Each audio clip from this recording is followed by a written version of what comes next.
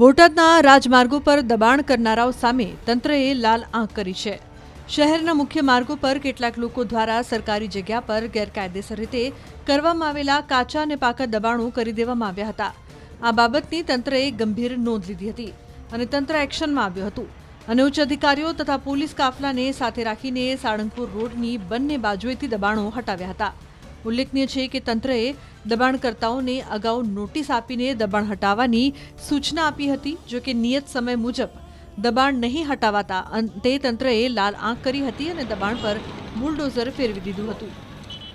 સરકારશ્રીની તેમજ માનનીય કલેક્ટર સાહેબશ્રીની સૂચના અને માર્ગદર્શન હેઠળ અમે નેશનલ હાઈવે અને સ્ટેટ હાઈવે આરએનબી હસ્તક અને આરએનબીના પંચાયત હસ્તકના રોડ, નગરપાલિકાના હસ્તકના મેઇન રોડ એ ઉપર અમે દબાણ હટાવવાની ઝુંબેશ હાથ ધરી છે। આજે કેટલા દબાણો હટાવવામાં આવશે? આજે સ્ટેટ હાઈવે આરએનબી હસ્તકનો જે છે એની ઉપર 5 કિલોમીટર આશરે 5.8 કિલોમીટર જેટલા લંબાઈના રોડ ઉપર બંને બાજુએ 35 મીટર એ રીતે દબાણ હટાવવાનો કાર્યક્રમ છે। તેમજ નેશનલ હાઈવે ઉપર 2.16 કિલોમીટરમાં બંને સાઈડ 24 મીટરનું દબાણ હટાવવાનો કાર્યક્રમ। કેટલા દિવસ આ ડિમોલેશન ચાલશે?